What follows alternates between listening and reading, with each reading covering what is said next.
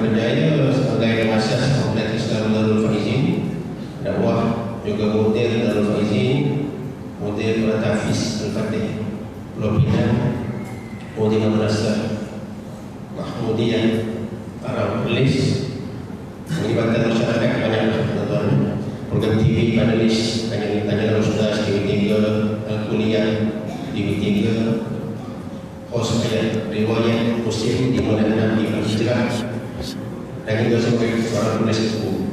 Ya, alhamdulillah beserta mereka pada ini adalah tajuk yang agak besar yang kita minta yang lepas, yaitu melihat wajah Allah yang jalan-jalan ke dalam, dan insyaAllah kita akan lihat bagaimana kita yang mampu melihat wajah Allah.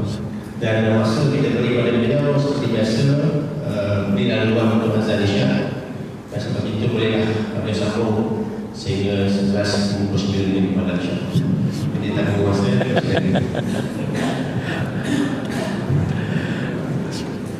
Tuan-tuan gelak tak ikhlas lah. 11:59 gelak tak ikhlas nampak. Bismillahirrahmanirrahim. Assalamualaikum warahmatullahi wabarakatuh.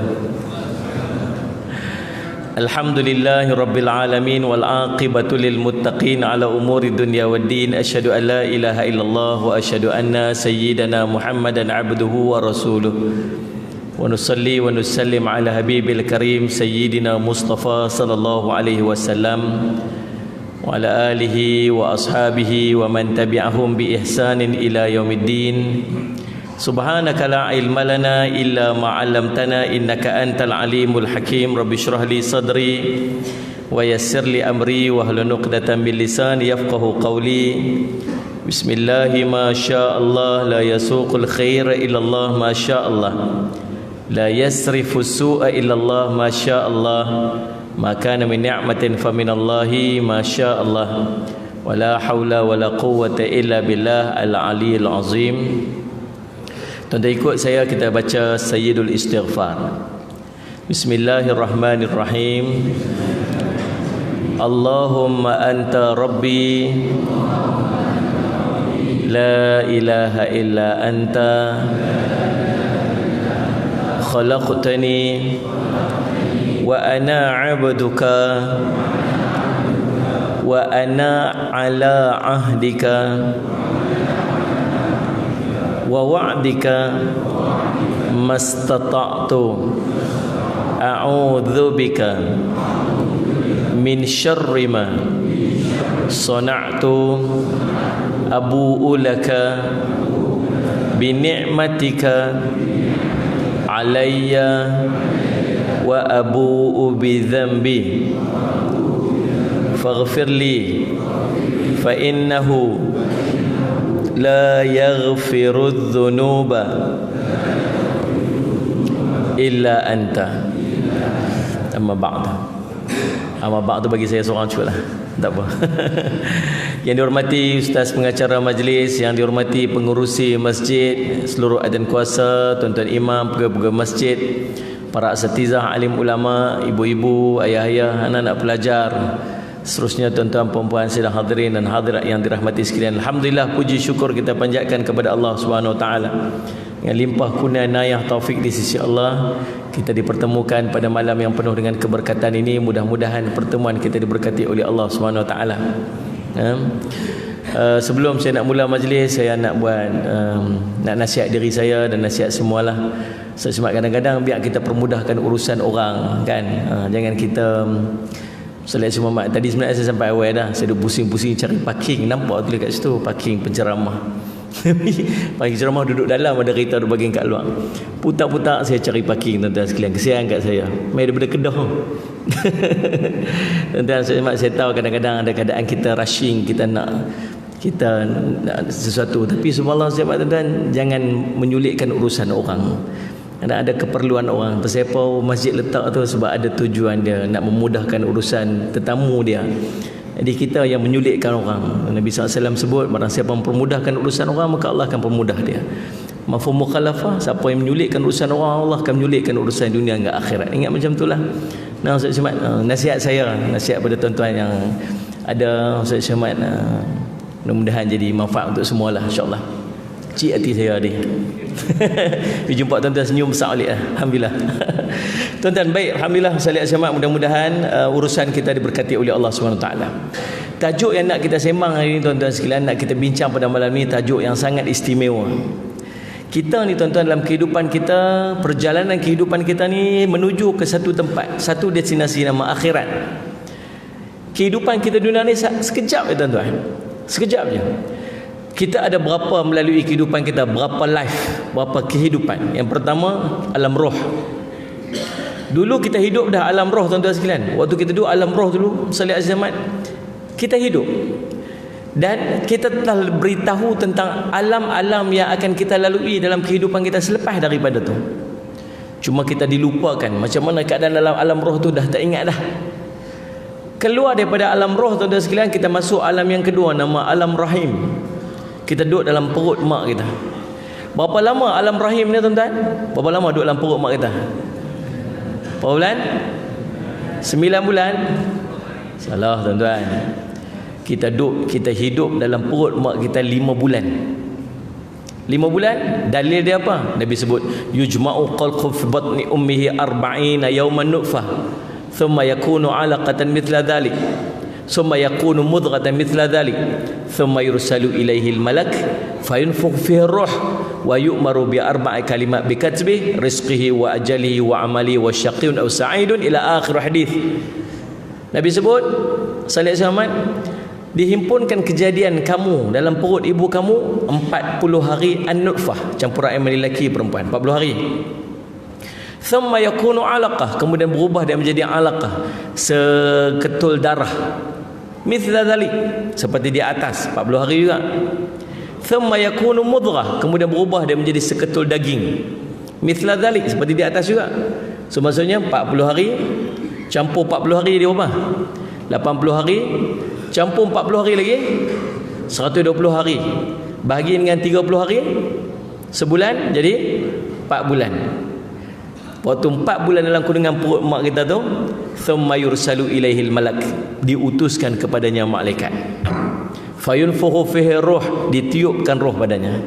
Jadi bermula dalam perut mak kita 4 bulan, waktu tu baru hidup. Jadi baki berapa bulan lagi dalam kandungan mak kita? 5 bulan. Waktu tu Allah suruh malaikat tulis, thumma yursalu ilaihil malak fayunfukhu fi ruh wa yu'maru bi 4 kalimat, diperintah kepadanya 4 kalimat tulis. Rizqihi, rezekinya waktu hidup di dunia, wa ajali, ajal dia bila, wa amalihi, amal dia nanti hidup di dunia ni macam mana, wa syaqiyyun aw sa'idun, adakah celaka atau bahagia, tulis siap-siap dalam perut mak dia. Jadi dalil ini menunjukkan bahawa kita hidup dalam kandungan ibu kita dalam alam rahim berapa lama? Sekitar 5 bulan ghalib dia. Kemudian keluar kita ke alam dunia. Dalam alam dunia berapa lama tempoh kita hidup? Nabi SAW sebut umur umatku bainas sitin ila sab'ina. Umur umatku average out, ada yang lahir kecil-kecil dah meninggal dah, ada yang tua sampai ratus-ratus tahun pun ada. Campur pi campur mai tolak semua sebagainya, purata, nak kata Nabi SAW 60 ke 70 tahun. Hanya sedikit yang melepasi dia. Okey, selesai dunia. Lepas tu ada kehidupan lagi tak? Ada. Pindah kita ke alam barzakh. Alam barzakh ni dipanggil alam dinding. Barzakh ni maksud dinding, pemisah di antara alam dunia dengan alam akhirat. Alam barzakh, hidup tak ke alam barzakh? Hidup. Dalil dia apa? Dalil dia satu hari Nabi SAW duduk, hadis sahih dengan para sahabat. Nabi SAW duduk dekat mengiringi jenazah seorang lelaki Ansar sampai ke tanah perkuburan. Lalu Nabi SAW duduk menghadap ke arah kiblat, membelakangi kiblat. Kemudian Nabi SAW memegang kayu di hujung di tangannya. Kemudian Nabi mengguris-guris tanahnya. Kemudian Nabi memandang ke langit, memandang ke bumi, memandang ke langit. Nabi SAW sebut ista'inu bil qabri, minta perlindunganlah kamu daripada azab kubur, kata Nabi SAW. Nabi ulang 3 kali. Kemudian Nabi pun berdoa, Allahumma inni a'udzubika min azabil qabr, ya Allah ya Tuhan kamu jauhlah kau daripada azab kubur, kata Nabi SAW.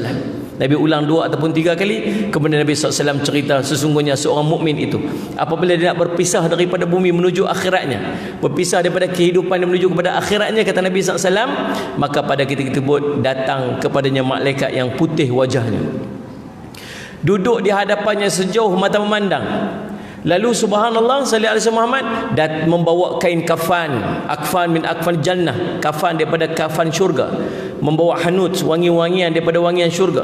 Lalu datang kepadanya malaikat duduk di hujung kepalanya, ya ayyatuhan nafsul mutmainnah irji'i ila rabbika radiyatan mardiyah, ataupun ya ayyatuhan nafsut thayyibah, wahai jiwa yang baik, wahai jiwa yang tenang, kembalilah kepada keredaan Tuhan kamu. Lalu keluarlah roh daripada jasadnya seperti air keluar daripada muncung air, muncung bekas air, lembut keluar. Lalu disambut oleh para malaikat tu, dikafankan dengan kafan syurga, kemudian dibawa naik. Para malaikat duduk di langit dan semua berselawat kepadanya.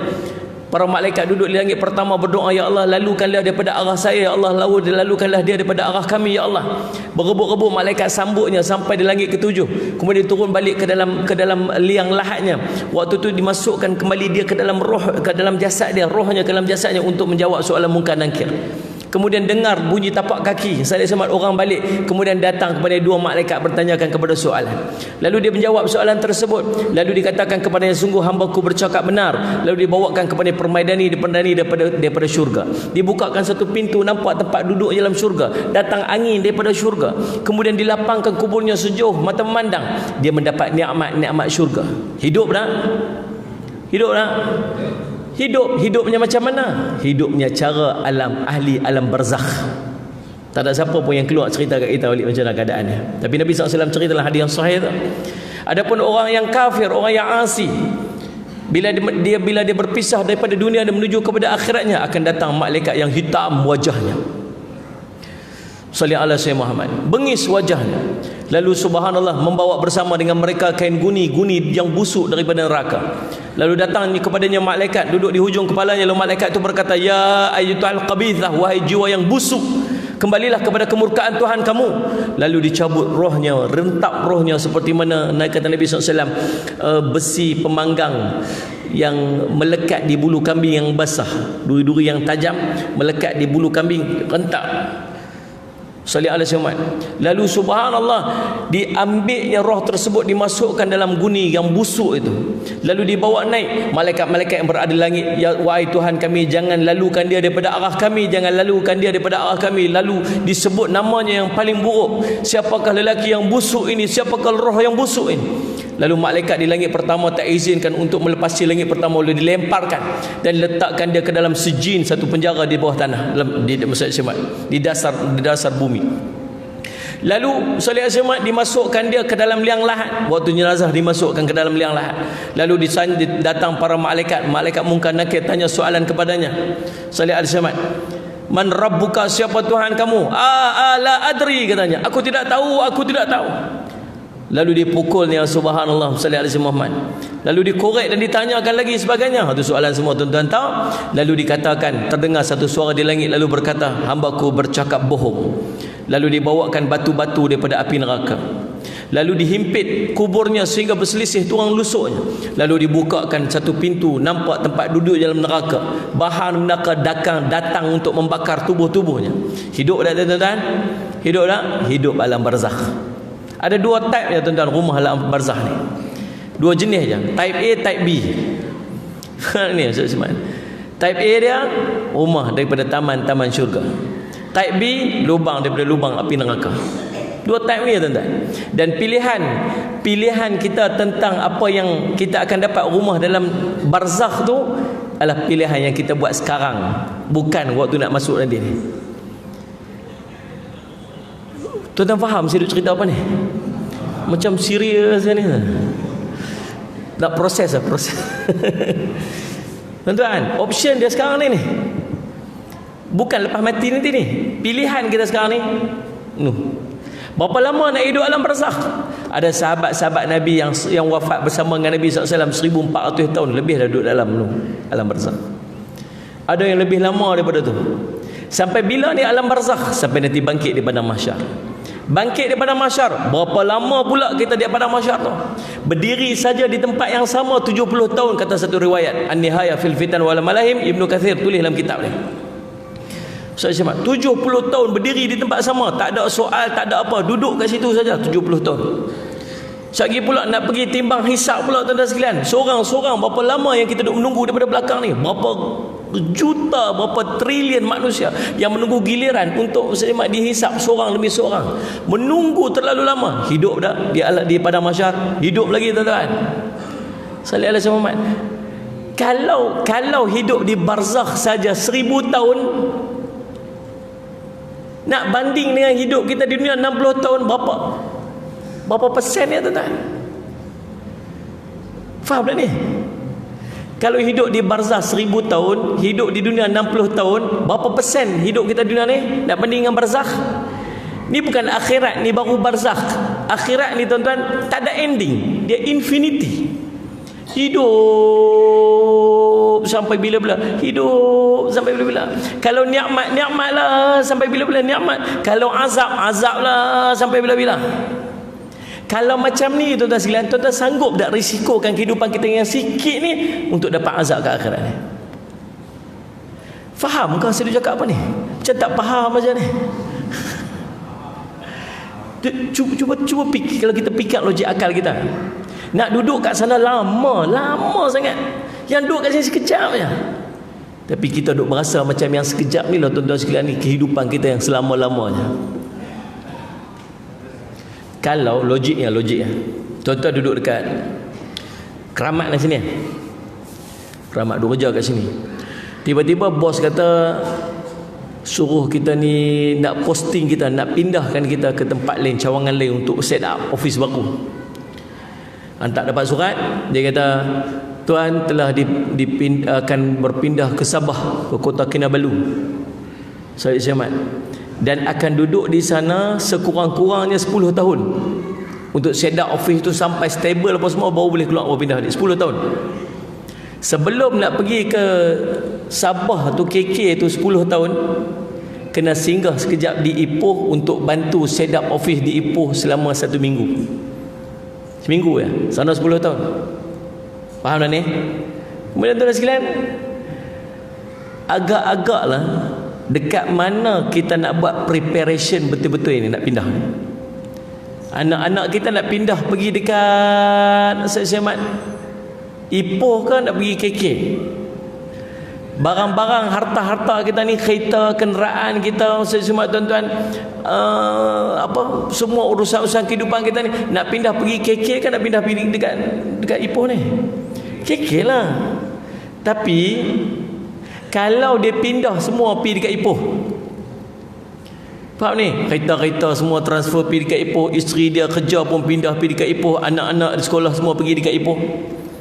Salih alaihi Muhammad. Faham tak ni? Barang-barang perabot-perabot di rumah dia semua pindah pergi dekat Ipoh. Yang dekat sana tu, yang dekat KK tu, pergi beli almari baju yang zip. Faham tak ni? Beli tilam Toto satu tak kat sana. Tuan-tuan faham tak ni? Cerdik tak orang macam ni?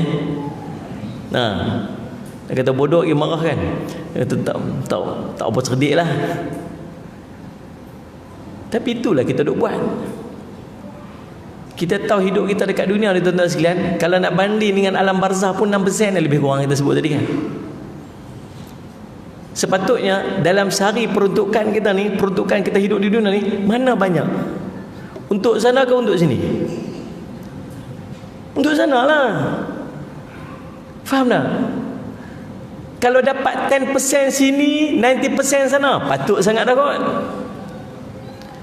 Semua preparation kita ni, simpanan kita, planning kita, perancangan kita, kehidupan kita, bahagi dia 90% sana sebab lama nak duduk sana, 10% sini sebab bukan suruh tinggal langsung, bagilah ada peruntukan sikit. Fair enough lah kan. Tapi kita nampak gayanya macam 90% lungguk mai kat sini, 10% duduk sana. Bukan 10% pun, sehari 5 waktu sembahyang ni tuan-tuan, pagi-pagi kelang kabut. Nak duk zikir tak sempat, tapi mayang subuh jemaah tak sempat, nak baca Quran tak sempat, sembahyang Allahu Akbar, sembahyang subuh pun cepat-cepat, Allahu Akbar, azan diturunkan kat takbir, Allahu Akbar. Elok-elok bagi salam tu dah start kita dah, masuk ke highway dah. Zikir tak sempat, baca Quran tak sempat, duduk doa tak sempat, apa tak sempat. Sagi zuhur pun kelang kabut, sagi asar pun kelang kabut. Kalau 5 minit kita dapat satu waktu, baru 25 minit daripada 24 jam. tiba-tiba senyap kan.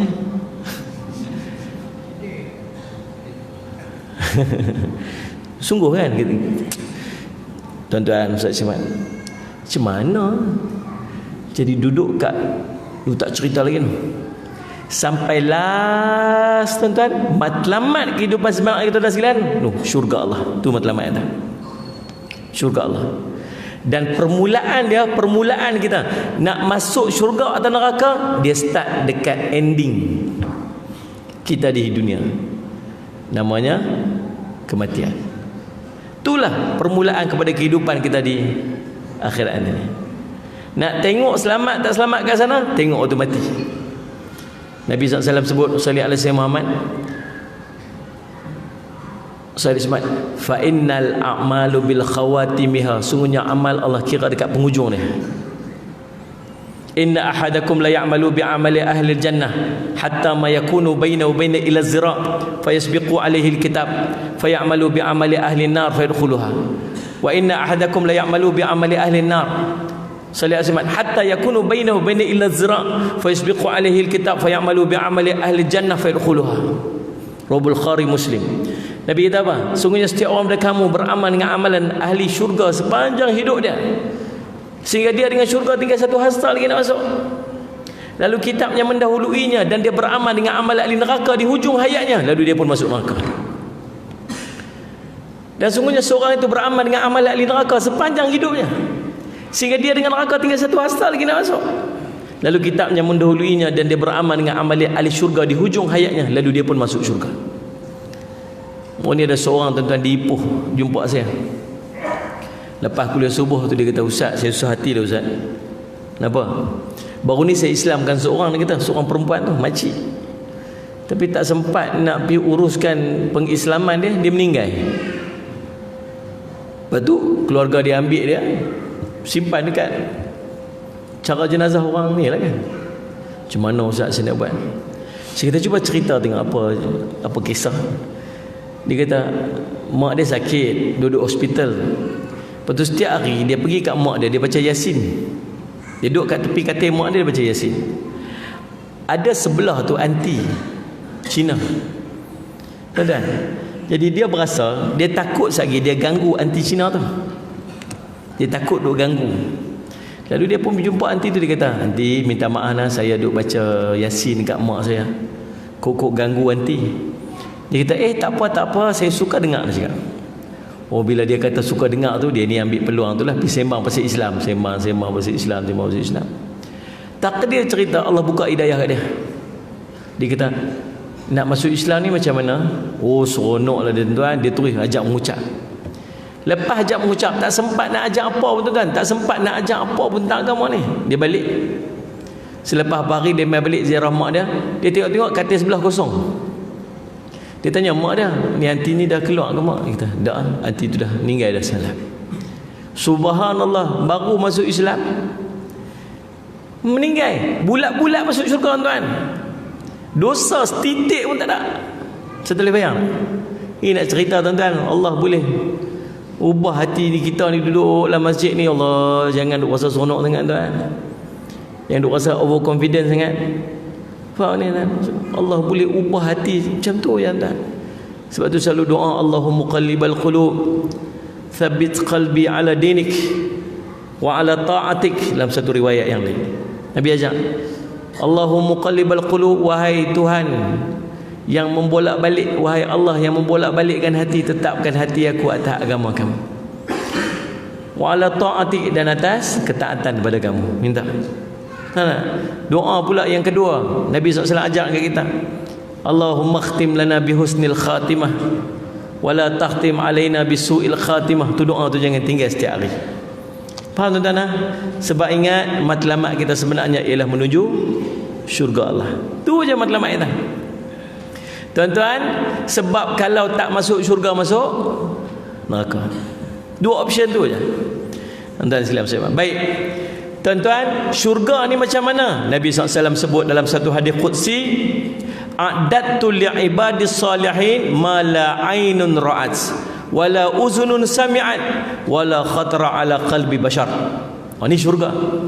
Syurga ni kata Nabi SAW, Allah sebut, aku telah siapkan bagi hamba-hambaku yang saleh sesuatu, yakni syurga, yang la ainun ra'at, yang mata tak pernah melihat.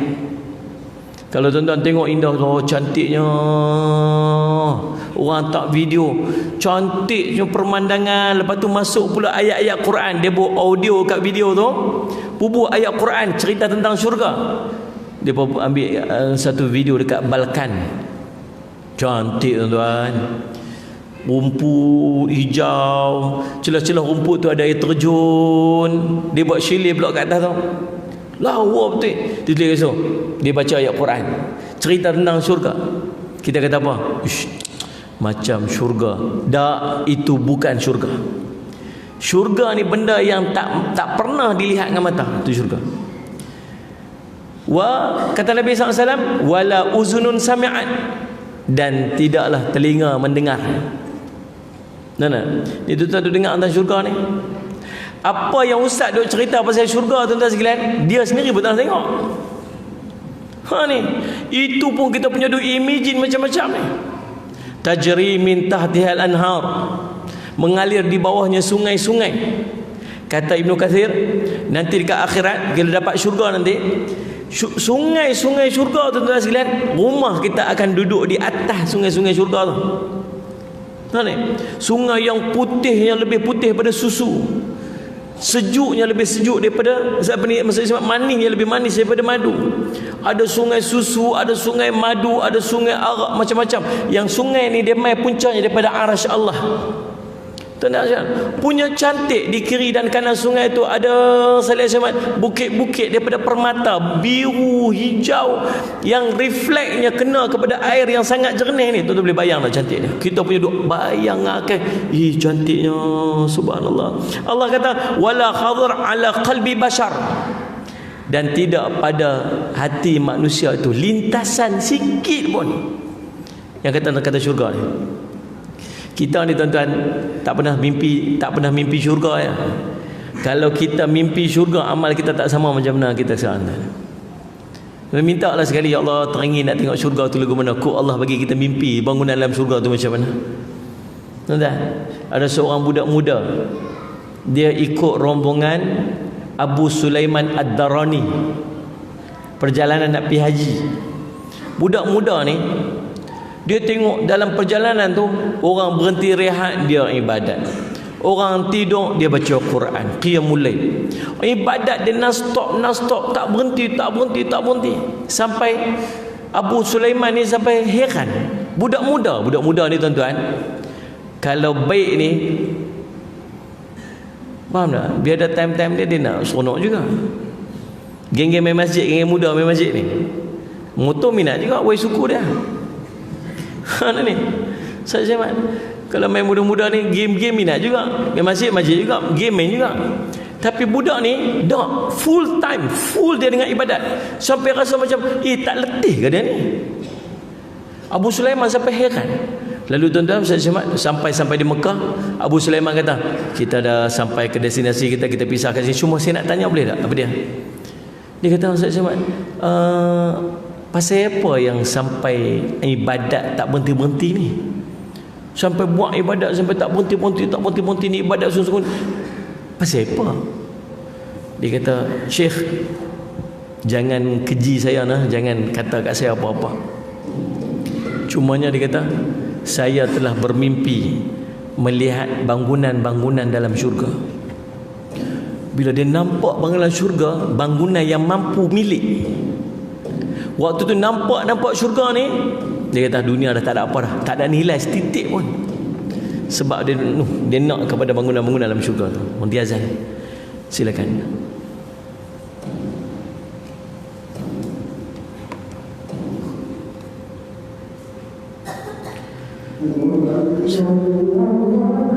Allahu Akbar, Allahu Akbar.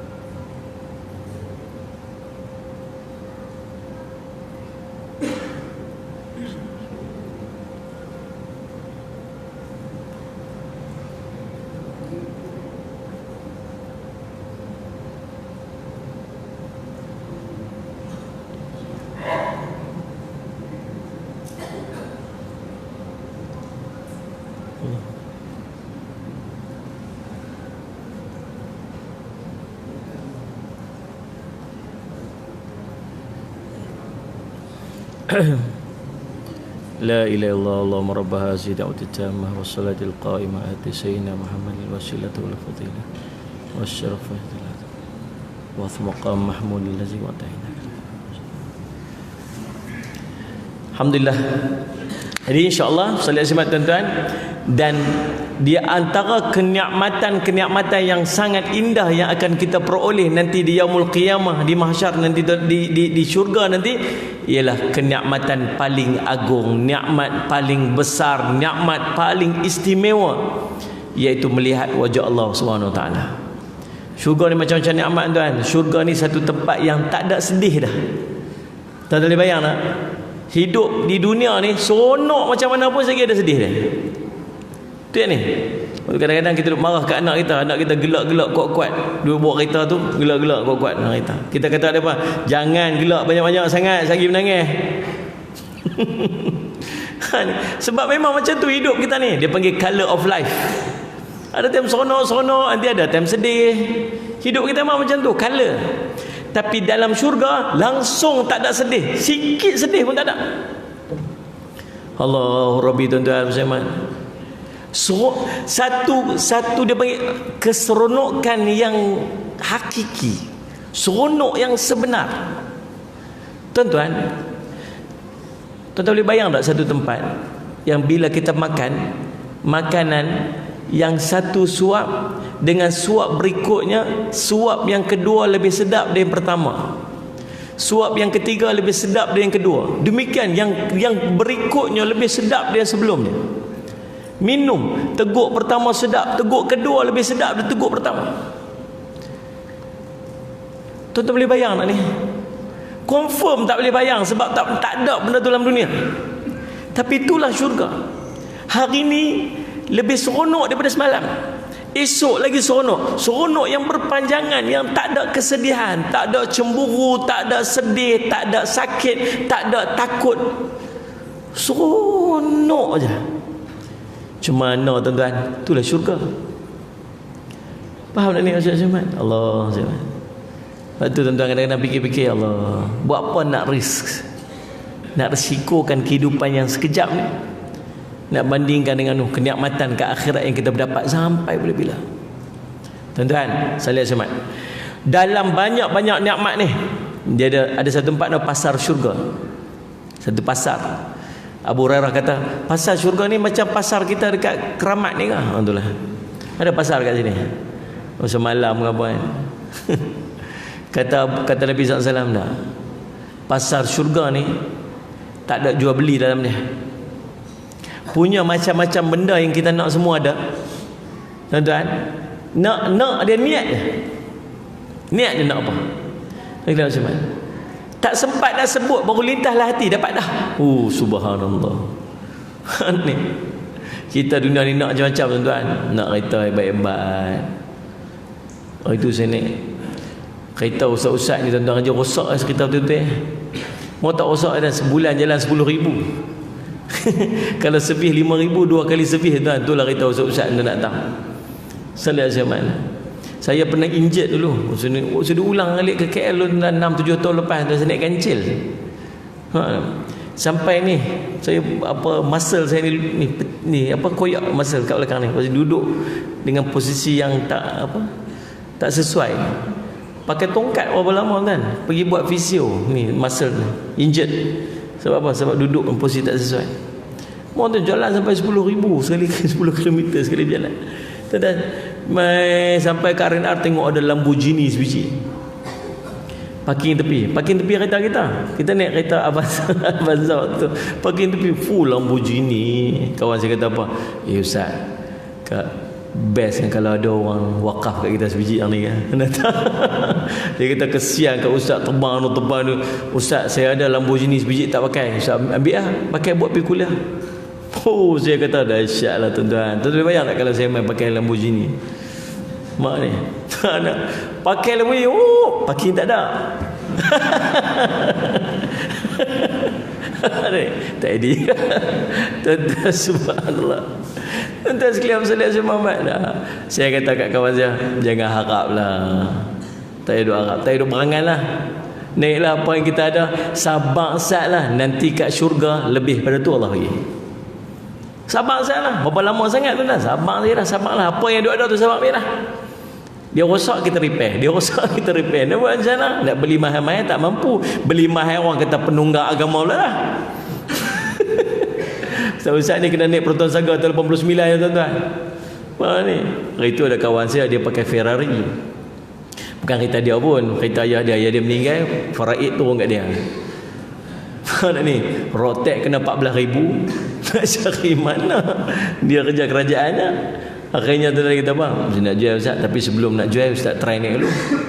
Saya pun teringin nak naik tuan, pekat Putrajaya tu naik, pusing Putrajaya tu, turun Ferrari. Biasalah tuan-tuan, turun kereta hebat, buat apa? Selfie lah, tunggu lagi.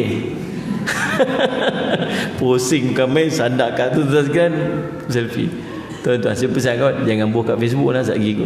Ada kawan telajak semua dia pergi buka Facebook, tak sempat 15 minit, inilah penunggak agama. Jam.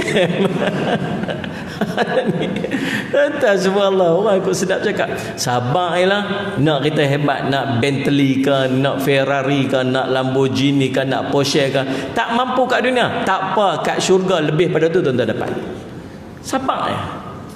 Ni tuan-tuan nak rumah hebat tuan-tuan, kita lalu ke Putrajaya tu, subhanallah, ada istana, ada banglo yang duduk tepi tasik tu.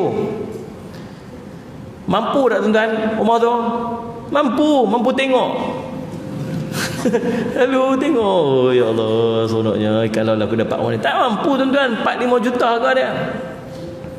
Mana mampu? Tapi di syurga tuan-tuan semua mampu. Ustaz, saya ni suri rumah sepenuh masa Ustaz, pun mampu beli istana dalam syurga. Batanya kata Nabi SAW, ada bata daripada fiddah, ada bata daripada ada bata daripada perak, ada batu bata daripada emas, debunya daripada kasturi. Sallallahu alaihi Muhammad ni konkrit apa ni, pengikat di antara bata-bata tu daripada misk, daripada minyak wangi syurga, wangian syurga. Pasir dia batu-batu kerikil yang duduk di tepi-tepi rumah tu sekalian, itu daripada lu'lu'ah, daripada mutiara-mutiara. Kubahnya daripada emas. Bilik-bilik dalam dia tu, sallallahu alaihi Muhammad, bata-bata bilik tu terbina daripada sallallahu alaihi Muhammad permata berongga, kata Nabi SAW. Batu permata syurga berongga. Kalau ada orang lari kat dalam, boleh nampak orang di sebelah sana tu. Batu permata, bukan permata dunia, itu pun dah mahal sangat dah. Permata syurga. Hebat dah ni. Hebat. Tuan-tuan mampu tak beli? Mampu. Nabi SAW kata apa? Man qara'a. Man, apa dia? Siapa? Qara'a. Baca Qul huwallahu ahad. Yang tu tak tahu teruk lah. Qul huwallahu ahad hatta, sehingga yakhtamia, habis. Siapa baca Qul huwallahu ahad sampai habis, 10 maratin, kali. Siapa baca Qul huwallahu ahad sampai habis 10 kali, banallahu lahu qasrun fil jannah, maka Allah akan membina untuknya satu istana dalam syurga. Kata Sayyidina Umar, idzan nastakthir Rasulullah, kalau macam tu banyaklah istana kita dalam syurga Rasulullah nah. Kata Nabi SAW, Allahu akthar wa atyab, Allah boleh bagi lebih banyak dan lebih baik pada tu. Dalam kurungan, asal buat je. Siapa sini tak kerti baca Qul Huwallah? Tak? Baca Al-Ikhlas, siapa tak kerti? Dia kata Al-Ikhlas tak tahu Ustaz, duk cari Wal Ikhlas tak jumpa. Qul Huwallah, Qul Huwallah tahu. Baca Qul Huwallah. Berapa kali? 10 kali. 10 kali ya tuan-tuan. Setiap 10 kali kita baca, satu istana dalam syurga. Setiap 10 kali kita baca, satu istana dalam syurga. Kalau kita amal pada setiap hari, mungkin berbelah ribu istana ke dalam syurga ni. Banyak tak tuan-tuan kalau kita ada 10,000 istana dalam syurga? Banyak tak? Tak banyak tuan-tuan. Sebab kita nak duduk sana sampai bila-bila. Faham tak ni? Kalau kita ada 10 kat dunia, banyaklah. Pasal kita nak duduk 60 tahun, 70 tahun je hidup. Tapi kat syurga, kita nak duduk sampai bila-bila? Sampai bila-bila? 1,000,000 istana pun tak banyak. Malam ni tidur istana ni, esok tidur istana tu, lusa tidur istana ni. Sampai 1,000,000 malam, pindah macam ni pula. Perbanyakkan istana-istana kita dalam syurga. Mampu milik. Faham ni? Bila dah ada istana dalam syurga, mudah-mudahan Allah pemudah kita masuk syurga. Nur rumah ada kat sana dah. Faham tak ni tuan? Baik. Dalam banyak-banyak nikmat yang kita dapat tu, ada satu nikmat paling istimewa, paling kemuncak, paling hebat. Namanya nikmat melihat wajah Allah. Imam Ahmad bin Hanbal menyebutkan, termasuk prinsip-prinsip dasar Ahlus Sunnah wal Jamaah adalah kewajipan mengimani bahawa kaum mukmin itu akan melihat wajah Allah di hari kiamat. Kita semua kena beriman. Sebab ada orang yang tak beriman. Tuan-tuan, kita semua mampu nanti untuk melihat wajah Allah di yaumul qiyamah. Sebagaimana diriwayatkan daripada Nabi SAW, hadis-hadis yang sahih. Yang kedua, Imam Ismail bin Yahya Al-Muzani berkata, penghuni syurga pada hari kiamat nanti akan melihat wajah Rabb mereka, Allah Ta'ala. Mereka tidak merasa ragu dan bimbang dalam melihat Allah. Maka wajah-wajah mereka akan ceria dengan kemuliaannya, dan mata-mata mereka dengan kurnianya akan melihat kepadanya dalam kenikmatan yang kekal abadi. Siapa tengok wajah Allah, dia sendiri akan jadi cantik dengan kecantikan Allah. Tuan-tuan, Ustaz Syamad, sehingga dia balik ke rumah dia, ahli rumah dia akan kata, abang, tadi abang keluar dah cantik. Abang balik lebih cantik daripada tadi abang keluar. Kenapa? Sebab baru saja melihat wajah Allah yang maha cantik. Mana ya Syamad? Allahumma salli ala Syamad. Itu tuan-tuan, Nabi suruh kita minta jadi, kalau nak minta syurga, minta syurga Firdaus. Nak doa minta syurga Firdaus. Kita ni bukan layak pun tuan-tuan nak dapat syurga Firdaus. Lihat ni, syurga Firdaus tu milik para nabi, para rasul, waliullah. Tapi Nabi kata apa? Minta syurga Firdaus. Doa, ya Allah, kurniakanlah aku syurga Firdaus. Walaupun kita tak amal kita bukan macam mana pun, mudah-mudahan dengan rahmat kasih sayang Allah, Allah bagi kita yang tu. Sebab siapa dapat syurga Firdaus, dia syurga paling tinggi. Dan antara kelebihan syurga, penghuni syurga Firdaus, dia dapat pergi melihat wajah Allah sehari 2 kali, pagi dengan petang. Faham ni?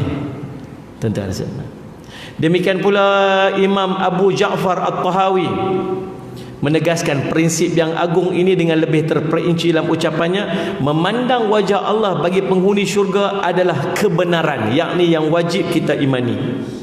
Dan pandangan tanpa meliputi, yakni secara keseluruhan, dan tanpa bertanya bagaimana keadaan sebenarnya, sebagaimana disebutkan dalam kitabullah, wujuhun yawma idzin nadhirah ila rabbiha nadhirah.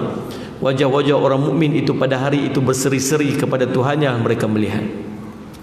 Tentu ulama-ulama menyebutkan tentang kewajipan kita beriman kepada hari kiamat nanti kita mampu untuk melihat wajah Allah. Itu. Baik, sallallahu alaihi wasallam. Mari kita tengok dalil Al-Quran. Macam mana sebut tentang sallallahu alaihi wasallam nanti kita akan melihat wajah Allah SWT. Melihat wajah Allah di syurga nanti adalah satu kenikmatan yang paling besar yang akan diperoleh oleh orang mukmin. Orang beriman akan melihat wajah Allah di akhirat, melihat secara langsung dengan mata kepala dia sendiri. Allahumma salli ala sayyidina Muhammad. Sebagaimana mereka melihat bulan purnama atau melihat matahari pada siang yang cerah tanpa ditutup dengan awan. Tuan-tuan kena ingat, nanti di akhirat kita bukan tengok Allah berlapik. Kita bukan nak melihat nur Allah, kita akan tengok wajah Allah dengan mata kita sendiri nanti di akhirat. Ni. Sebab tu ulama-ulama tasawuf kata apa?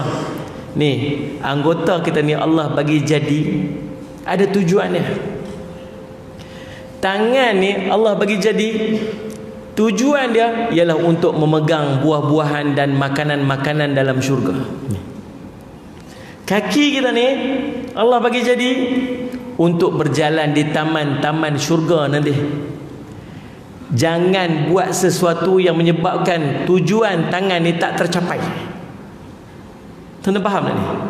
Dia pergi buat sesuatu, tangan ni Allah buat ni nanti nak pegang buah-buahan syurga, tapi dia buat khianat kat tangan dia, dia tak dapat pegang buah-buahan syurga nanti di yaumul qiyamah, di akhirat.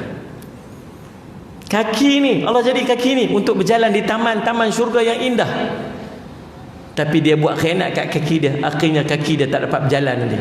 Dan mata yang Allah jadikan pada kita ni tuan-tuan, dia nak tengok wajah Allah nanti dalam syurga. Jangan buat khianat kat mata kita.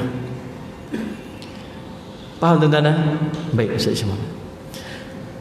Allah berfirman, lilladzina ahsanul husna wa ziyadatun wa la yarhaqu wujuhahum fatarun wa la dhillatun ulaika ashabul jannah salli ala sayyidina Muhammad hum fiha khalidun. Allahumma salli ala sayyidina. Bagi orang-orang yang berbuat baik ada pahala yang terbaik di syurga dan tambahannya. Ni ya. Orang buat baik nanti di akhirat Allah bagi dia syurga. Bukan setakat syurga, ada tambahannya. Dia panggil waziyadatun, ada tambahan. Dan muka mereka tidak ditutupi debu hitam dan tidak pula hina. Mereka itulah penghuni syurga, mereka kekal di dalamnya. Lalu kata Syekh Abdul Rahman bin Nasir As-Sa'idi, bagi mereka yang baik dalam beribadah kepada Allah adalah husna, iaitu mendapat balasan syurga, dan juga ziyadah, tambahan tadi ni. Allah kata orang buat baik ni Allah bagi dia syurga, dan tambahan dia apa? Tambahan dia itu ialah melihat wajah Allah yang maha mulia dan mendengar Allah berbicara, mendapatkan redhanya serta meraih kegembiraan yang dekat dengan Allah. Tuan-tuan, waktu kita dalam syurga ni, waktu tu dalam satu riwayat kita duduk di satu tempat, nama dia Ustaz Syamad, satu tempat dihamparkan permaidani indah daripada syurga.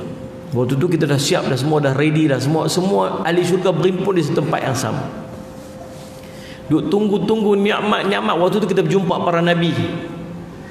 Para nabi naik atas mimbar baca kitab-kitab yang Allah turun kat dia. Hari tu kita dengar direct. Nabi Daud baca kitab Zabur, kita dengar Ustaz Jamal. Nabi Musa baca kitab Taurat, Nabi Isa baca kitab Injil, Nabi Muhammad SAW baca kitab Quran. Kita dengar. Seronoklah hari tu. Bagi pula makanan-makanan, pakaian-pakaian, kita dibagi cincin-cincin tertera nama-nama Allah, Asmaul Husna. Tuan-tuan, solat Muhammad, pelayan-pelayan duk main, seronok yang hari tu tak kerti nak cerita, kegembiraan, keseronokan. Lalu tuan-tuan sekalian, tiba-tiba terdengar satu suara di langit. Dia kata, wahai hamba-hambaku sekalian, kamu nak apa lagi hari ni? Kita tahu tu suara daripada langit tu, kita tahu tu suara Allah. Macam mana keadaan suara Allah? Tak tahu. Kita kata apa? Ya Allah, puas dah kami hari ni, seronok dah kami hari ni, seronok sangat dah hari ni. Kami nak redha-Mu ya Allah, kami nak redha. Dan ada benda yang aku nak bagi yang lebih istimewa daripada tu. Apa dia tuan-tuan? Tiba-tiba terbuka. Terbuka langit. Keluar wangi-wangian yang sangat istimewa, sangat sedap dah. Ya Allah, sedapnya, masya-Allah. Terbuka lagi langit yang kedua tuan-tuan. Bila terbuka lagi kedua, waktu tu subhanallah, kita semua pertama kali dalam hidup kita melihat wajah Allah. Ya Allah, cantik, masya Allah tuan-tuan. Dan semua orang tu jatuh sujud kepada Allah, sujud. Allah kata, sudah, dah habis waktu sujud kamu hidup, sudah, bangun kamu hari ni.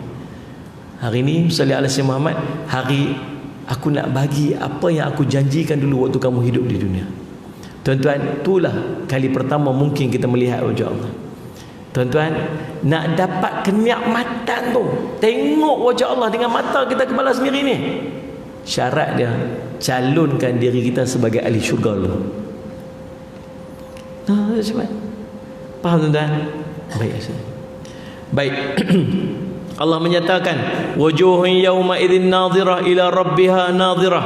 Wajah-wajah orang mukmin pada hari itu berseri-seri, kepada Tuhannya lah mereka melihat. Ibnu Katsir dalam kitab tafsirnya terhadap ayat tersebut menjelaskan orang mukmin akan melihat Tuhannya secara nyata dengan mata kepala mereka. Hal ini sebagaimana terdapat dalam hadis riwayat Bukhari Muslim, sesungguhnya kamu akan melihat Tuhan kamu dengan mata kepala kamu sendiri. Allah berfirman lagi, afala yanzuruna ila al-ibili kaifa khuliqat wa ila as-samai kaifa rufi'at. Apakah mereka tidak memperhatikan unta bagaimana dia diciptakan dan langit bagaimana dia ditinggikan? Tuan-tuan sekalian, apa kaitan ayat ni dengan ayat di atas? Ayat di atas dia guna apa tuan-tuan sekalian? Ila rabbiha nadhirah. Kalaulah perkataan nazara itu lihat, nazara itu melihat, kemudian digandingkan dengan ila salih alaihi Muhammad, dengan maksud dia melihat Allah itu dengan panca indera dia sendiri tanpa berlapis. Macam Allah sebut dalam ayat tu, tidakkah kamu melihat unta? Melihat, Allah sebut afala yanzuruna ila ibilikai fa khuliqat. Jadi ayat ni menjadi dalil bahawa apa? Nanti di akhirat kita akan tengok Allah dengan mata kepala kita sendiri. Tuan-tuan sekalian, salli ala sayyidina Muhammad. Baik, tuan-tuan yang dirahmati oleh Allah sekalian, mari kita tengok beberapa daripada hadis Nabi SAW tentang Nabi cerita macam mana keadaan kita melihat Allah nanti di yaumul qiyamah. Hadis yang pertama, kata Nabi SAW, innakum satarawna rabbakum kama tarawna hadzal qamar la tudammuna fi ru'yatihi, atau kama qala Rasul sallallahu alaihi wasallam, hadis riwayat Bukhari dan Muslim. Kata Nabi SAW, sesungguhnya nanti di hari kiamat kamu akan melihat Tuhan kamu sesungguhnya kamu akan melihat Tuhan kamu, yakni di hari kiamat, sebagaimana kamu melihat bulan ini, yakni bulan purnama, dan kamu tidak berdesak-desakan ketika kamu melihatnya. Nabi satu hari Nabi SAW duduk dengan para sahabat tengok bulan 14. Dalam riwayat cerita waktu tu waktu peperangan, Nabi duduk cerita tentang perang. Jadi subhanallah tuan-tuan, bila nak pergi perang, Nabi SAW biasa bercerita tentang duk bagi tahu jihad, duk bagi semangat kepada orang yang nak pergi perang ni. Nabi SAW cerita tentang syurga. Tuan-tuan sekalian, satu hari Nabi SAW nak pergi perang dengan para sahabat. Nabi duk cerita pada para sahabat tentang Ainul Mardiyah, ni bidadari syurga. Tuan-tuan sekalian, Ainul Mardiyah ni mata cantik, cantik mata dia, bidadari syurga. Nabi duk cerita lah Ainul Mardiyah ni macam ni, macam ni, macam ni. Semua orang yang dengar Nabi duk cerita ni tuan-tuan punya excited, terseronok. Nabi cerita syurga, benda dia nampak. Saya cerita syurga, saya pun tak pernah nampak. Duk cerita cantik-cantik, macam mana cantik saya pun tak tahu. Itu pun saya tengok tuan-tuan meleleh ayat-ayat. Tuan-tuan boleh bayang tak Nabi SAW duk cerita benda yang dia tengok dengan mata kepala dia. Sebab tu bila Nabi SAW cerita neraka, saya pengsan para sahabat. Sebab apa? Punya takut dia masuk neraka. Pasal Nabi duk cerita macam seolah-olah duduk depan mata dia pun. Faham ni sahabat? Nabi cerita syurga para sahabat ni sampai ada yang pengsan. Pasal apa? Pasal takut tak dapat masuk syurga. Seolah Nabi cerita tu syurga duduk depan mata dia. Tenang masalah sahabat. Memang macam tu sebab Nabi pernah tengok syurga. Nabi duk cerita Ainul Mardiyah ni cantik macam ni. Para sahabat ni dengar, ya Allah. Kemudian nak pergi perang. Sebelum pergi perang, pekat-pekat rehat dulu, terlena. Ada seorang sahabat ni terlena. Dalam lena dia mimpi jumpa Ainul Mardiyah. Tuan-tuan, dia bangun, dia dalam mimpi dia tengok taman sangat cantik, taman indah. Dia kata subhanallah cantiknya. Tiba-tiba dia jumpa seorang perempuan sangat cantik. Dia tak pernah tengok kecantikan perempuan macam ni dekat dunia ni. Dia kata ni mesti Ainul Mardiyah. Dia pun pergilah dekat perempuan tu. Assalamualaikum. Waalaikumsalam. Ini Ainul Martiyah kah? Cakap Penang pula dia tu kan. Dia kata, tak, saya buka Ainul Martiyah. Ha, ni cantik macam ni pembukaan Ainul Martiyah? Bukan. Ainul Martiyah mana? Ainul Martiyah ni ikut jalan ni, jumpa traffic light kona kanan. Untuk ambil kiri. Waktu saya tambah lah tu. Mak kata, ada satu istana dekat belakang sana. Itu tempat Ainul Martiyah. Yang ni siapa ni? Dia cantik sangat. Ni siapa ni? Tukang kebun. Tukang kebun. Tukang kebun Ainul Martiyah pun cantik macam tu. Dia sambil duduk berjalan pergi pun beralih tengok. Tukang kebun pun okey dah. Dan ni tuan-tuan jalan pergi sampai jumpa satu istana. Kita masya-Allah. Tengok ada seorang perempuan duduk depan istana tu. Dia kata, Ustaz Samad, ini orang perempuan ni yang ada dekat depan istana, ini jauh lebih cantik daripada yang tadi. Jauh lebih cantik. Dia kata, Ustaz Samad, ini mesti Ainul Martiyah punya. Assalamualaikum. Waalaikumsalam.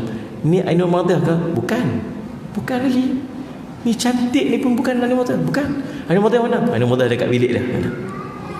Yang ni siapa ni? Guy.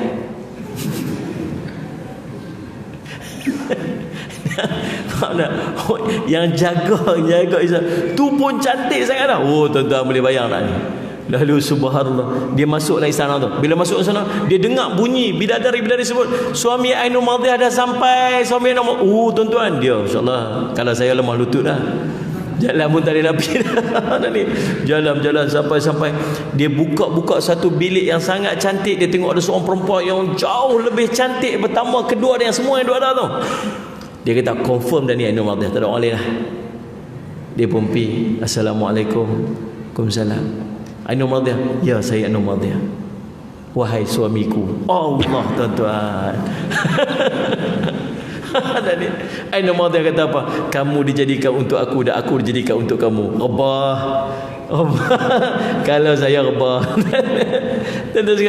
Dia pun dia kata dia nak pergi ke Ainul Martiyah. Ainul Martiyah kata apa? Sabar dulu, belum waktu dia. Kamu akan bersama dengan aku bila kamu syahid di jalan Allah. Tuan-tuan, agak-agak dia jaga tu, dia buat apa? Bangun pegang pedang Ainul Martiyah. Ainul tak ada ingat yang lain dah. Dia sekalian Nabi duk cerita tuan-tuan. Ni kita duk baca tentang syurga, duk baca tentang kaidah syurga ni pasal apa? Motivate kita. Faham tak ni macam mana? Nak motivate kita untuk buat ibadat, untuk tinggal maksiat. Tuan-tuan sekalian macam, dan akhirnya dia syahid. Kawan dia bagi tahu kat Nabi, dia kata Rasulullah, tadi dia duk cerita kata dia mimpi jumpa Ainul Martiyah. Nabi kata dia sedang berbuka puasa dengan Ainul Martiyah. Oh, tuan-tuan senyum lain macam ni, nampak gaya nak cari Ainul Martiyah juga. Tuan-tuan sekalian selamat. Ya Allah selamat. Tuan-tuan yang dirahmati sekalian selamat, maka Nabi duk cerita tentang bulan purnama nampak di atas. Bila kita tengok bulan purnama tuan-tuan sekalian, bulan yang cantik yang tak ada awan tu, nampak berebut dah nak tengok. Tepi sikit aku tak nampak lah, tepi sikit tak lah tuan-tuan, kita tengok arah sama, nampak bulan yang sama tuan sekalian, dalam keadaan sikit pun tidak terhijab. Itulah keadaannya bagaimana kita nanti melihat wajah Allah. Tak payah bersesak-sesak, tak payah duduk, tak ada siapa yang akan lindung pemandangan kita, sebab kita akan melihat wajah Allah tuan-tuan sekalian dalam keadaan sebagaimana kita melihat bulan purnama. Bukan nak cerita indah hanya pada bulan purnama, nak cerita suasana dia. Tak ada siapa pun akan bersesak untuk melihat wajah Allah. Dalam satu hadis yang lain, Nabi SAW menyebutkan, innakum satarawna rabbakum yawmal qiyamah kama tarawna al-qamar laylatal badri wa kama taral syamsa sahwan laysa dunaha sahabatun. Sungguhnya kamu akan menyaksikan Tuhan kamu pada hari kiamat nanti sebagaimana kamu menyaksikan bulan purnama, dan sebagaimana kamu menyaksikan matahari di siang hari yang cerah tanpa tertutup awan. Itulah keadaan nanti kita melihat wajah Allah. Nabi SAW juga menyatakan dengan tegas, innakum satarawna rabbakum ayanan. Hadis Bukhari, Nabi kata apa? Kamu akan melihat Tuhan kamu secara langsung, yakni dengan mata kepala kamu sendiri. Allahumma salli ala sayyidina Muhammad. Tuan-tuan, ya Allah, tak sabarlah tuan-tuan, kita nak tengok nanti macam mana keindahan wajah Allah. Dalam kitab Bahrul Mazi, cerita tentang nanti waktu kita jadi ahli syurga, Allah akan main sembang kita, tuan. Allah akan main bersembang dengan kita. Allah akan turun, main duduk bersembang dengan kita personal. Dia main duduk depan kita. Allah kata kita, wahai fulan fulan, wahai fulan bin fulan. Dia panggil nama kita, wahai Jafri, saya tu. Mudah-mudahan jadi ahli syurga kan. Amin amin amin. Tuan-tuan semua, dia main dah, wahai fulan bin fulan, ingat tak dulu waktu hidup di dunia dulu kamu duk janji nak buat ni, nak buat tu, tapi tak buat kan? Kita pun garu kepala tak kata ingat tak dulu dia kata nak puasa sunat, nak puasa sunat, tahun ni azam nak puasa sunat, nak azam, tapi tak buat kan? Dia kata nak sembahyang duha kan, sembahyang duha, tapi tak buat kan? Ya Allah, ampunkanlah saya ya Allah. Memang cadang nak buat tapi tak terbuat. Dah, aku dah ampunkan kamu. Kalau tak diampunkan, sudah pasti kamu tak duduk kat sini hari ni. Tuan-tuan boleh bayang tak macam mana kemesraan dia waktu tu? Allah. Allah sembang dengan kita. Kita kalau jumpa kawan-kawan lama, tuan-tuan sekalian, jumpa dengan orang-orang yang kita sayang, kita kasih, yang lama tak berjumpa, memang suka flashback. Tengok ni, ingat dah dulu kita pergi sana, ingat dulu kita buat ni sama-sama. Tak pasal apa, dia mengundang kemesraan. Ni saya duk flashback balik benda kita duk buat sama-sama dulu, duk peringat balik yang betapa kita ni sangat mesra dengan dia. Sebab tu kita selalu duk cerita balik benda kita buat dulu. Nanti bila kita jumpa dengan Allah, Allah flashback macam tu. Ingat dah dulu kita buat apa? Ingat dah dulu kamu susah payah? Ingat dah kamu apa? Allah sonok tuan-tuan sekalian. Dapat bersembang-sembang dengan Allah. Syarat dia, calonkan diri jadi ahli syurga lah. Baik. Antara lain satu hadis Nabi sallallahu alaihi wasallam, "Idza dakhala ahlul jannah al-jannah." Kata Syuhaib bin Sinan daripada Nabi SAW, baginda bersabda, apabila penghuni syurga masuk ke syurga, idza dakhala ahlul jannah, apabila masuk ahli syurga, al-jannah, ke dalam syurga, yaqulullahu tabaraka wa ta'ala, lalu berfirmanlah Allah subhanahu wa ta'ala kepada mereka, turiduna syai'an azidukum. Allah kata dekat dia, Allah kata kat kita lah, mudah-mudahan nanti. Amin kata. Orang kata di syurga pun tak mau amin, ni kalut sungguh lah. Nanti Allah kata kat kita, amin. Allah kata apa? Salih alaihi Muhammad, salih alaihi Muhammad. Kamu nak tambah apa-apa lagi tak? Kita masuk-masuk nampak syurga, ya Allah cantik, Masya Allah. Dah masuk syurga dah. Tengok pokok-pokok syurga, ya Allah. Tengok istana-istana yang duk beratok tu, yang ada kubah-kubah dia, dan depan-depan istana tu ada nama-nama kita dah. Masuk-masuk tengok, Jafri Abu Bakar, saya lagi. Habis nak buat nama tuan-tuan tak kenal lagi. Allah Muhammad, tengok nyaman ni, seronok sangat dah. Tak, Allah tanya apa lagi? Allah tanya, turiduna syai'an azidakum, nak saya tambah apa-apa lagi tak untuk kamu? Allah, tuan-tuan, isyra'inya Allah kat kita nanti, tuan-tuan. Jadi kita pergi rumah orang lah kan, makan bagi banyak dah, makan tu banyak sangat dah, kenyang dah. Dia tanya apa? Nak tambah apa-apa lagi dah? Kita cukup lah kenyang ni. Dah minum. Itu maksud kata dia ra'i sangat kita ni. Faham ni? Kalau dia memang kita apa? Dah sudah makan dah. Itu bila lagi nak balik? Tu nampak sangat meluat. Tak, Allah kata apa? Nak saya tambah apa lagi tak? Allah salli alaihi wasallam. Fayaquluna, lalu kita jawab balik ke Allah.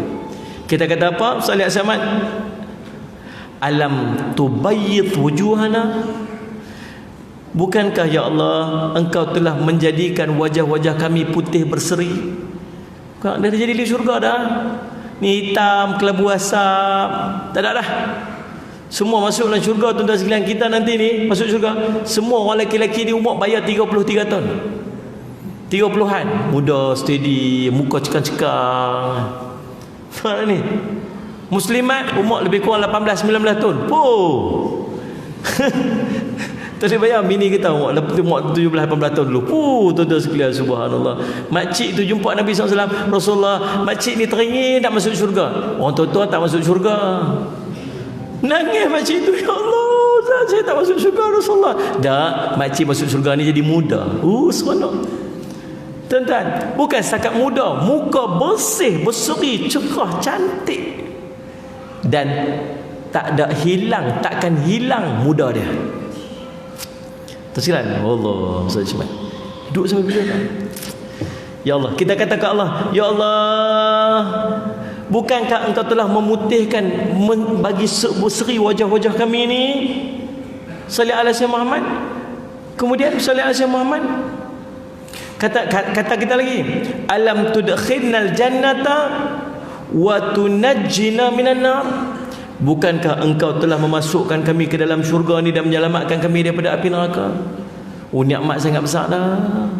Dapat masuk syurga, keluar pada api neraka. Allah, tu nikmat sangat besar dah. Sebab dalam satu riwayat sebut, seorang yang hidupnya susah, sepanjang hidup dia tenggelam dalam kesusahan, susah hidup dia.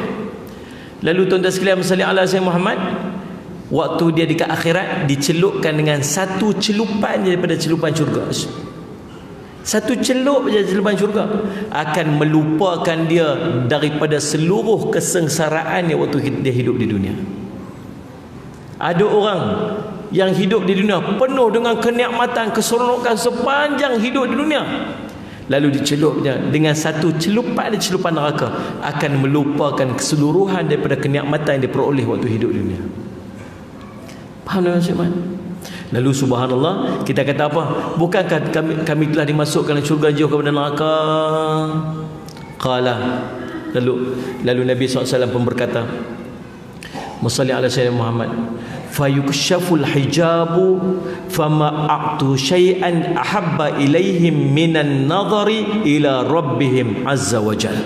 Allahu Rabbi. Lalu tuan-tuan, Allah buat apa? Maka disingkapkan tabir penutup, sehingga tidaklah mereka dianugerahi sesuatu yang lebih mereka senangi dibandingkan anugerah melihat wajah Rabb mereka azza wa jalla.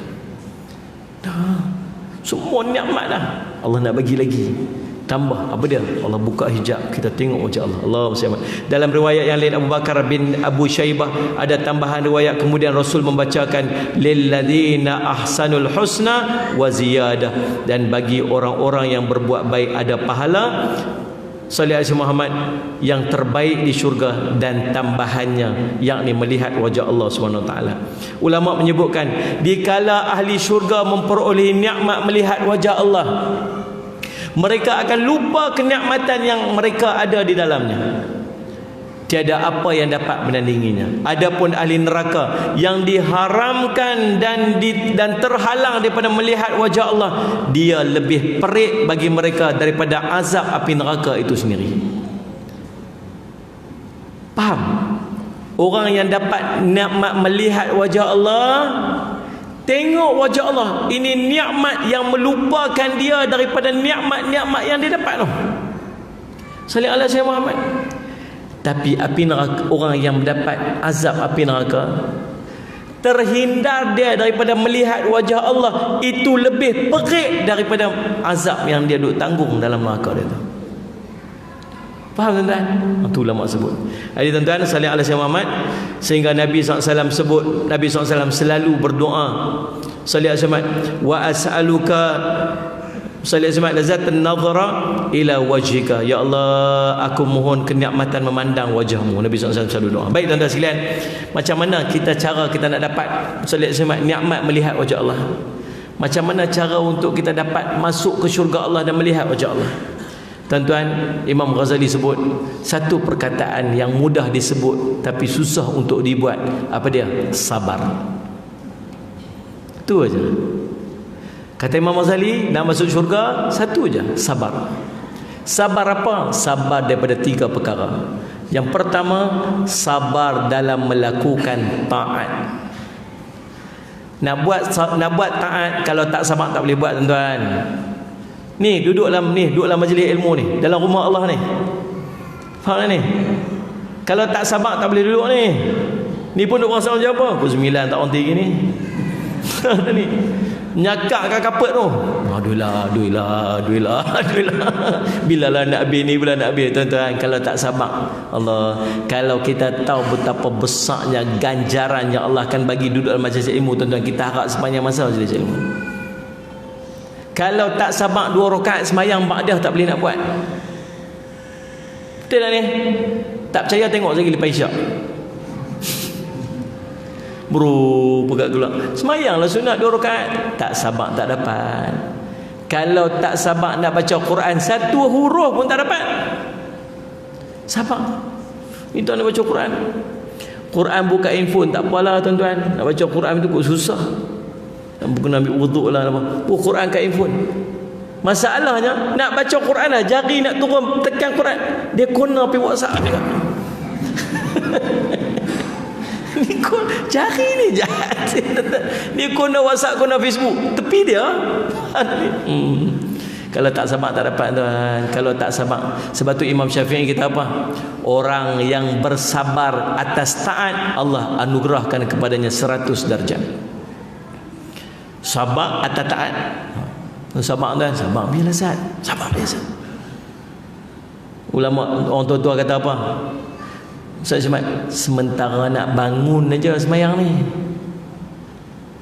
Faham tak sementara nak bangun je? Sementara nak bangun je semayang ni. Kalau bangun saja 2 rakaat senang je, tuan. Quran tu sementara nak buka je, dan buka itu, tuan, 1 muka boleh dapat. Sementara buka je. Paksa diri sikit, kena mujahadah sikit. Yang kedua, sabar meninggalkan maksiat. Maksiat pun susah juga. Sabar nak tinggal maksiat lagi berat daripada sabar nak buat taat. Sebab tu kata Sayyidina Ali radhiyallahu an, sabar dalam meninggalkan kemaksiatan dia anugerahkan kepadanya 600 darjat. Pasal apa lagi besar daripada tinggal sabar taat? Sebab nak sabar tinggal maksiat lagi berat lagi daripada sabar nak buat taat. Sebab maksiat dia sedap dengan nafsu. Tidak ni? Maksiat sedap dengan nafsu. Yang kita ni pergi masjid, maksiat buat lagi. Salat Jumaat. Tambah kalau dah biasa buat, lagi susah nak tinggal. Benda tak susah, meninggalkan maksiat yang belum pernah kita buat itu lebih mudah daripada meninggalkan maksiat yang pernah kita buat. Sebab apa? Sebab dah pernah rasa kelazatan maksiat tu. Faham, tuan-tuan? Dan yang ketiga, sabar atas qadar ketentuan Allah. Apa Allah Ustaz Syamad, tuan-tuan, tentukan kita? Sabar redha. Belajar redha. Mana Syamad? Tapi ustaz macam tak redha aja, parking tak ada tadi ni. Oh, dia kata. Bukan tak redha, nasihat. Tuan-tuan sekalian salat semua. Apa yang berlaku dalam kehidupan kita, ada hikmah yang terkandung di sebalik dia. Mana Syamad? Redha. Ada penutup dah. Ada satu kisah. Kita ni, tuan-tuan sekalian, ada benda yang dalam hidup kita yang kita tak tahu sebenarnya. Apa yang jadi kat depan kita tak tahu. Sebab tu Nabi suruh sabar. As-sabru dhiyaun, kata Nabi. Sabar itu cahaya. Cahaya yang sangat terang. Siapa yang mampu bersabar, dia akan jumpa hikmah di sebalik. Orang tak sabar, dia tak akan jumpa hikmah. Satu hari dia penjual tahu, dia jual tahu. Setiap hari dia nak jual tahu dekat pasar kat sana, dia kena lintas kawasan Bendang. Kemudian naik tunggu van tu akan bawa dia lintas bukit, di sebelah sana pasar dia.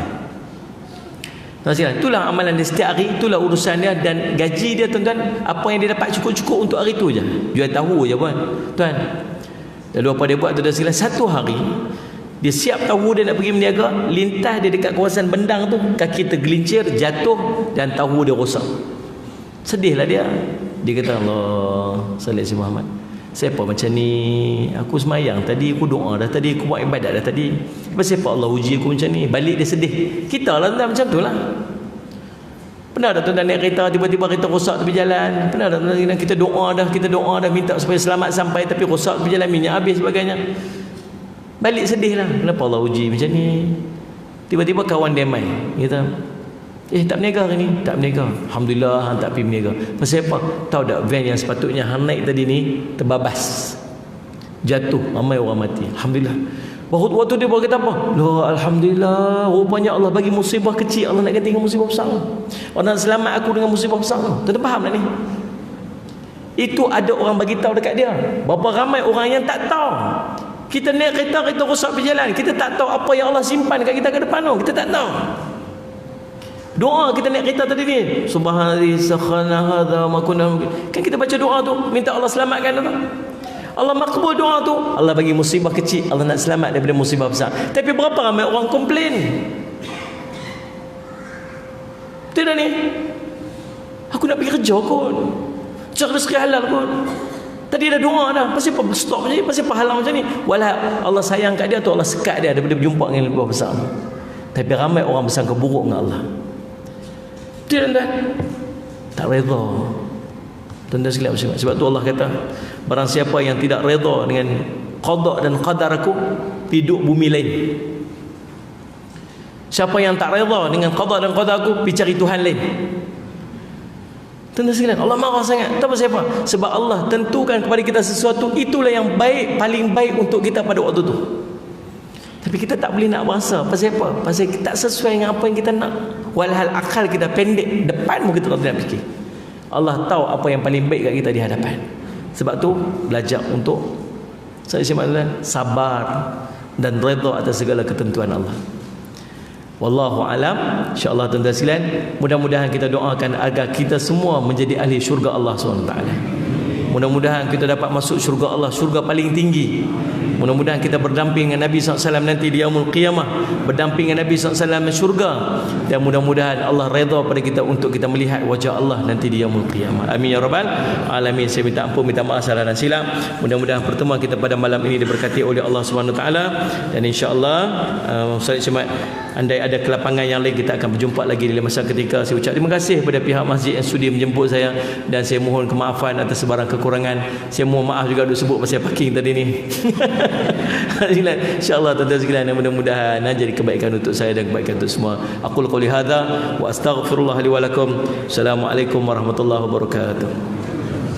Dan saya ada sikit pengumuman, tuan-tuan, saya minta izin. Yang pertama, ini buku-buku saya, tuan-tuan boleh dapatkan kat luar sana. Buku-buku saya semua buku-buku amalan, tuan-tuan. Amalan mengangkat darjat ni saya susun buku amalan daripada bangun tidur sampai tidur balik. Saya buat jadual siap-siap. Alhamdulillah dah masuk cetakan yang ke-11. Alhamdulillah. Sekalian bersalli alaihi Muhammad. Dan saya buat jadual untuk mudah tuan-tuan refer. Tuan-tuan yang nak pergi umrah, tuan-tuan boleh beli, senang buat amalan tiap-tiap hari. Yang ni hidup dalam sunnah Nabi SAW. Amalan Nabi daripada bangun tidur sampai Nabi tidur. Dalam ini banyak doa, banyak doa. Dan ini amalan mengundang rahmat Allah, amalan-amalan kita untuk mengundang kasih sayang Allah. Tuan-tuan boleh dapatkan dekat luar sana. Dan saya juga buka kaunter wakaf untuk pembangunan, pengurusan dan pembiayaan pelajar Kompleks Islam Darul Faizin. Saya sedang siapkan koridor masjid. Kiri kanan masjid saya tu, saya sedang siapkan koridor untuk laluan pelajar masuk ke masjid dan masuk ke kelas. Penggantian lantai baru untuk masjid. Menara masjid, saya sedang bangunkan menara masjid, dan tangki air dan TMB substation. Kos keseluruhan 220,000. Sekarang ni saya dapat lebih kurang 170-180,000. Ada lagi. InsyaAllah saya harap tuan-tuan, kalau tuan-tuan ada kelapangan rezeki Allah bagi, tuan-tuan niat kerana Allah, InsyaAllah biiznillah semua ganjaran itu akan balik kepada tuan-tuan, InsyaAllah. Ada kaunter wakaf kita buka. Dekat mana, Bat? Kaunter wakaf. Bat, kat mana? Kaunter wakaf kat mana? Dekat belakang sana. Belakang sana. InsyaAllah. Tuan-tuan pergilah ziarah-ziarah. Kemudian jadi maaf. Wallahu a'lam.